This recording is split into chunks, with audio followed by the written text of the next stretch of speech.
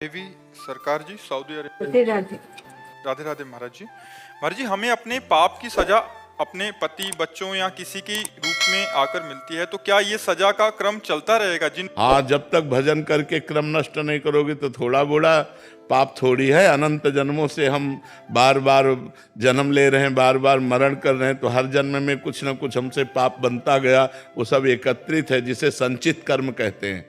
अभी जो कर्म कर रहे हैं उसे क्रियमाण कहते हैं, और जो भोग रहे हैं उसे प्रारब्ध कहते हैं। भजन ऐसा करो कि संचित भस्म हो जाए, क्रियमाण निष्फल हो जाए और प्रारब्ध को भोग ले। बड़े बड़े संतों को प्रारब्ध भोगना पड़ता है, किसी के कैंसर, किसी की किडनी फेल, किसी के बड़े बड़े भजनानंदियों को भोगना पड़ता है। तो प्रारब्ध को भोग ले, क्रियमाण निष्फल हो जाए और संचित भस्म हो जाए, तो एक क्रम नष्ट हो जाए। नहीं तो ये बार बार क्रम चलता रहेगा, बार बार जन्म, बार बार मरण, बार बार दुख भोगना, ये चलता ही रहेगा जब तक हमारे कर्म नष्ट नहीं हो जाएंगे। और कर्म का भोग करके हम नाश कर दें असंभव, क्योंकि नवीन कर्म भी तो बन रहे हैं, वो भी तो जमा हो रहे हैं गोदाम में। हमको चाहिए गोदाम में आग लग जाए, और वो भगवान ही लगा सकते हैं। भगवान ही कह रहे हैं, सर्वधर्मान परित्यज्य माम एकम शरणम ब्रज अहम त्वाम सर्व पापेभ्यो मोक्षयिष्यामि मा शुचा। मैं समस्त पापों से तुम्हें मुक्त कर दूंगा। तो भगवान की शरण में होकर भगवान का नाम जप करो और धर्म में आचरण करो। व्यभिचार, मांस, मदिरा, इन सब से बचो, तब तुम्हारा जीवन पवित्र होगा। अब 2-4 बार नाम जप कर लो, व्यभिचार करो, पर पुरुष गमन करो, पर स्त्री गमन करो, तो नरक जाओगे, दुर्गति प्राप्त होगी। अगर संयम से चलोगे, पाप कर्म छोड़ोगे, तो नाम तुम्हें उठा देगा, प्रकाशित कर देगा। नाम आपको आगे प्रकाश देगा, ज्ञान देगा, भक्ति देगा, हृदय प्रेम में हो जाएगा, भगवान की प्राप्ति हो जाएगी। डॉक्टर स्वामी परमानंद जी महाराज, रोहतक से। महाराज जी का प्रश्न है। महाराज जी कह रहे हैं कि आपके द्वारा बार बार साधना के अभिमान से बचने के लिए कहा जाता है महाराज जी, परंतु क्या शिवोहम करना भी अभिमान है? नहीं, ये हमारा स्वरूप है। सोहमस्मि इति वृत्ति अखंडा, ये हमारा स्वरूप है। हम अपने स्वरूप को बार बार जागृत कर रहे हैं कि देहोहम नास्ति, मैं देह नहीं हूँ, शिवोहम, मैं शिव हूँ। बार बार शिवोहम शिवोहम। जिस अहम से प्रकृति जुड़ती है वो निंदनीय हो जाती है, और जिस अहम में परमात्मा जुड़ता है वो बंदनीय हो जाता है। मैं धनवान, मैं कुलवान, मैं ऐसा, वो निंदनीय हो गया, वो बंधन का कारक बन गया। जिस अभिमान के साथ प्रकृति जुड़े वो बंधन कारक हो गई, और जिस अभिमान को परमात्मा, तो मैं शुद्ध परमात्मा है, अहम शुद्ध परमात्मा है, अहम के साथ कुछ जोड़ दिया गया, वही बंधन कारक। महाराज जी, इसमें शरणागति नहीं आई थी, शिवम शब्द नहीं, शरणागति नहीं, ये ज्ञान मार्ग का, ये शरणागति का नहीं। तो फिर वहां गिरने की संभावना नहीं बनेगी महाराज? हाँ, अगर सावधान नहीं रहेगा तो गिर जाएगा, क्योंकि इसमें कोई रक्षक नहीं है। शिव हम है, वो स्वयं शिव है, तो इसमें तो ये डर तो, क्योंकि आप बार बार यही कहते हैं कि जितने भी आपके अंदर जितना जितना प्रेम बढ़ता जाए प्रभु के प्रति, उतना उतना आपने व्याख्यान नहीं करना है, आपने डर करके रहना है। लेकिन शिव हम के अंदर मैं, हाँ, अब चूंकि मार्ग अलग है ना, वो मार्ग अलग है। और वो तभी कहा है कि इसी प्रसंग में कहा है कि ज्ञान के पंथ कृपान के धारा, परत खगेश लगे नहीं बारा, जो निर्विघ्न पंथ निर्वाही, सो कैवल्य परम पद लाए। ज्ञान के पंथ में गिरने की बहुत संभावना, बचाने वाला कोई है नहीं, क्योंकि आप स्वयं ब्रह्म हैं और इसमें दासोहम है, इसमें भगवान बचाने वाले हैं। और करो सदा तिनके रखवारी, जिम बालक राखे महतारी, इसमें ये है जी। मनजीत सिंह जी। हर हर महादेव। राधे राधे महाराज। राधे राधे महाराज जी। महाराज जी, जब एक जीव को संत जनों एवं महापुरुषों का सानिध्य प्राप्त होने लगे और पवित्र पौराणिक तीर्थ स्थलों के दर्शन करने का भी सौभाग्य प्राप्त होने लगे, तो इसके माध्यम से हमें क्या संकेत मिलते हैं? हमारे ऊपर भगवान की कृपा है। अब हमको सावधानी पूर्वक इस कृपा का आदर करना चाहिए। जो हमें तीर्थावगाहन, शास्त्र स्वाध्याय और संत समागम मिले, तो अब मोहि भाव भरोस हनुमंता, बिनु हरि कृपा मिले नहीं संता। हमारे ऊपर भगवान की कृपा हो गई। जैसे श्रीधाम वृंदावन आए हो आप, तो श्री राधिका कृपा बिनु सबके मनन अगम्य, प्रथम यथामति प्रणवो श्री वृंदावन अति रम्य। धाम आए हो, इसमें महारानी जी की कृपा है, किशोरी जी की कृपा है, संत समागम, इसमें किशोरी जी की कृपा है। तो हमें जो अब कृपा हुई है, अब इसकी हम अवहेलना न करें। जैसे परिस्त्री गमन, मदिरापान, मांस खाना, जुआ खेलना, हिंसा करना, ये कृपा की अवहेलना करना है। अब जो अवहेलना करी तो पता नहीं किस कल्प में, किस जन्म में ये कृपा हो जो अब कृपा हुई है। तो हम इस कृपा का अवहेलना तो ये हो गई, अब आदर करें। आदर क्या? निरंतर नाम जप करें और भगवान के लीला चरित्रों को सुने और पवित्र आचरण करें, सत्य बर्ताव करें, तो ये कृपा हमको उठाती हुई आगे ले जाएगी। और पहली हमारी प्रार्थना है कि ये जो वस्त्र पहने अब ये वस्त्र मत पहनना, क्योंकि इसमें मंत्र लिखा हुआ है। ये कलयुगी लोग ऐसा शुरू कर दिए हैं, ये निषिद्ध है। जैसे इसमें जो मंत्र लिखा हुआ है ना, ये वैदिक मंत्र है, ये हृदय में लिखा होना चाहिए, कपड़े में नहीं। और ये बाहर उच्चारण नहीं किया जाता, ये गुरु से लेकर अंदर ही अंदर जपा जाता है। जो आज लोग कीर्तन करते हैं, द्वादशाक्षर मंत्र, पंचाक्षरी मंत्र, ये अमंगलकारी है। भगवान के नाम का कीर्तन मंगलकारी मंत्र उपांशु या मानसिक जपा जाता है, वाचिक भी नहीं। फिर कीर्तन की क्या बात है? पर अज्ञान की वृद्धि हो रही, कलयुग का प्रभाव बढ़ रहा है, तो गायत्री मंत्र, शिव मंत्र, वासुदेव मंत्र, इन सब का कीर्तन किया जाता है। ये बुद्धि भ्रष्ट करने वाला कार्य है। ये समझते हैं अच्छा होता है, नहीं। ये महाराज जी हमारे यहाँ एक मंदिर है, उसमें 24 घंटे मंत्र होता है, उससे वो लगे होते हैं ना, वो ये सब नहीं। और वो सबको बुला के पूरे गांव में मतलब सब जाते हैं वहां करने के लिए, तो एक घंटे के लिए ड्यूटी। नहीं, बिल्कुल नहीं करना चाहिए, बिल्कुल मंत्र नहीं करना चाहिए। ये सब अमंगलकारी है, मंगल नहीं हो सकता। ये अमंगलकारी है, ये मंगलकारी नहीं है। इसको उतार करके यमुना जी में प्रवाहित कर देना, नई ले लेना। प्रियंका जी, राधे राधे महाराज। महाराज जी, मैं जानना चाहती हूँ कि अध्यात्म और धर्म के मार्ग में क्या अंतर है? अध्यात्म मार्ग और धर्म मार्ग में कौन से पथ पर चलकर हम भगवत प्राप्ति करें? एक ही बात है, लौकिक धर्मों का त्याग करके जब हम आध्यात्मिक धर्मों का पालन करते हैं तो हम अध्यात्मवान होते हैं, और जब केवल लौकिक धर्मों का पालन करते हैं तो हमें धर्मात्मा कहा जाता है। धर्मात्मा महात्मा बन सकता है, धर्मात्मा आगे चलकर महात्मा बन सकता है। महात्मा वही है जो लोक त्यज लोक धर्मान, धर्मम भजस्व सततम त्यज लोक धर्मान, सेवन सदा साधु पुरुषन जय काम तृष्णाम, अन्यस्य दोष गुण चिंतन मानस मुक्त्वा, सेवा कथा रसमहो नितराम पिबत्वम। गोकर्ण जी ने अपने पिता को उपदेश किया, धर्मम भजस्व सततम, सतत धर्म का भजन करना चाहिए। तो प्रश्न उठता है कौन से धर्म का? तो बोले त्यज लोक धर्मान, लोक धर्मों का त्याग करके परमार्थिक धर्मों का। त्यज लोक धर्मान, तो बोले परमार्थिक धर्म क्या है, मैं कैसे समझूंगा? बोले सदा सेवन जय काम तृष्णाम, साधु संग करो। पर साधु संग कैसे करो? तृष्णा और कामना का त्याग कर। भोगे हुए विषय को पुनः भोगने की इच्छा का नाम तृष्णा, और नवीन सुने हुए देखे हुए विषय के भोगने की इच्छा का नाम कामना। सेवन सदा साधु पुरुषन जही काम तृष्णाम, और सावधानी ये रखनी है, अन्यस्य दोष गुण चिंतन मासु मुक्त्वा, दूसरे के गुण दोषों का चिंतन त्याग दो, और सेवा कथा रस्म हो नितराम पिबत्वम, भगवान की सेवा करो और भगवान की खूब कथा सुनो। अगर हम लोक धर्मों का पालन करते हैं, जैसे पति हमारा भगवान है हमारे लिए, माँ हमारी भगवान है, पिता हमारे भगवान है, इनको हम भगवान की भावना से पूजें, पत्नी हमारा हृदय है, ये सब लोक धर्म के अंतर्गत आते हैं, और इनका पालन करने वाला ही अध्यात्म धर्म पे चल सकता है। अगर इनका तिरस्कार कर दे गृहस्थ होते हुए, तो फिर उसकी बुद्धि मतलब भ्रष्ट हो जाएगी, वो अध्यात्म में चलने लायक नहीं। जो माँ का अपमान कर दे, पिता का अपमान करते, पति के साथ कटु व्यवहार करे और नाना प्रकार के छल कपट रखे, वो अध्यात्म में कैसे चल सकता है? जब हम जहाँ हैं वहीं से सुधार शुरू करें, लोक धर्म से सुधार शुरू करें और वो सब भगवान को अर्पित कर दें, तो हमारी उन्नति होगी और हम लोक धर्म त्याग करके परमार्थ धर्म में आ जाएंगे। जो परमार्थ धर्म है, अध्यात्म धर्म है, इसी से मोक्ष होता है, लोक धर्म से नहीं। लोक धर्म से तो पुण्य लोकों की गति हो सकती है, लेकिन मोक्ष नहीं हो सकता, भगवत प्राप्ति नहीं हो सकती। भगवत प्राप्ति होती भागवत धर्म से, परमार्थ धर्म से। मनीष यादव जी दिल्ली से। राधे श्री।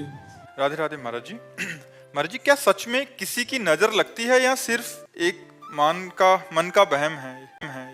कह रहे कि तुम्हें नजर लग गई है किसी की, ऐसे जैसे बोलते हैं ना गांव में, तुम्हें नजर लग गई इसलिए बुखार आ गया, तुम्हें नजर लग गई इसलिए तुम्हारा काम रुक गया। महाराज जी, जैसे कोई भी मतलब शुभ कार्य करने जाते हैं तो उसमें अड़चन आ जाती है, रुक जाते हैं, तो किसी की नजर लग जाएगी ऐसे? मतलब लोग बोलते हैं कि नजर लग गई। ए भैया, हमारे कर्म को न काहू के सुख दुख कर दाता, निज कृत कर्म भोग सुन भ्राता। अब हमारी असफलता हो गई तो उसे तुम नजर लगना कहो, कुछ भी कहो, नहीं किसी की भी नजर में ताकत हो लगा के दिखाओ। तुम्हारी नजर क्या, मायाकृत नजर क्या कर पाएगी? जब मायाधीश से आंखें मिला ली गई तो फिर माया, इसलिए ये सब बातें छोड़ो, राधा राधा जपो। जब घर से निकलो राधा राधा कह के निकलो, कोई बाधा नहीं यार। खूब मस्ती से जियो। मनुष्य जीवन मस्ती से जीने के लिए मिला है। मस्ती शराब में नहीं है, पराई स्त्री में नहीं है, पराये धन में नहीं है, गंदी बातों में नहीं है, भगवान में मस्ती। भगवान से यदि चित्त जोड़ लो ना, जैसे हम कहते हैं किसी नए लड़के का बढ़िया मनोनीत लड़की मिल जाए, उसका ब्याह तय हो जाए तो कैसा फूला घूमेगा, ऐसे 1000 गुना हम फूले घूमते, 1000 गुना फूले घूमते। क्यों? ये हम आपको रहस्य बताते हैं। राधा राधा राधा राधा, महारानी जी का कृपा प्रसाद, लाडली जी का कृपा प्रसाद, हर समय हम फूल जैसे खिले रहते, हर समय आनंद। सच्ची कहते हैं, हृदय में ऐसे आनंद की उफान आती है जब राधा राधा राधा राधा। अब भगवान से विमुख हो, वही रुपया का चिंतन, पर स्त्री का चिंतन, तो ओवर थिंकिंग, डिप्रेशन नहीं होगा और क्या होगा? डिप्रेशन तो होगा ही। मन को नाम में लगाओ, देखो आनंद मिलता है कि नहीं। सब लोग लगाओ, देखो आनंद के लिए भगवान का नाम जप करके देखो, तुम सुखी हो जाओगे। भगवान का आश्रय लेकर देखो, तुम सुखी हो जाओगे। अगर भगवान का आश्रय नहीं तो परेशानी हो जाए, फिर तो परेशानी हो जाए। भगवान का आश्रय रखो, वही बल हम आपको देने के लिए बैठे। अध्यात्म बल धारण करो, प्रसन्न रहो, सुखी रहो। पापाचरण करके सुखी नहीं रह सकते। मतलब भगवान का आश्रय ले लो। देखो 1 सेकंड में भगवान ने अनंत ब्रह्मांडों को बनाया है। अगर वो चाहें तो आपको धनी नहीं बना सकते, वो आपको चाहें तो सुखी नहीं कर सकते। तो भगवान से जुड़ो, भगवान से जुड़ने पर मंगल होगा। महाराज जी, शायद प्रेम के कारण ऐसा होता है, जैसे बच्चे को नजर में बहुत सुंदर लग रहा है, या सखियां भी महाराज जी आप भी नहीं, वो एक अलग चीज है, वो अलग चीज है।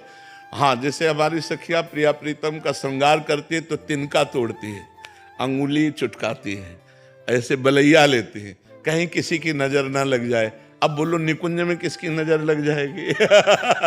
ये प्रेम का स्वभाव। जैसे छोटे बालक को श्रृंगार किया गया और काजल की टिक्की लगा दी गई कि किसी की नजर न लग जाए कि ये बहुत सुंदर है, वो प्यार का विषय है। ऐसा नहीं कि तुम्हारा व्यापार, तुम्हारी नौकरी, या तुम्हारे जानवर, या तुम्हारी गाड़ी, या तुम्हारा कुछ। जैसे लोग घर बनवाते हैं ना, एक राक्षस का चेहरा टांगते हैं, नहीं टांगते ऐसे दांत निकाले ये राक्षस, बोले कोई उल्टा जूता टांगता है।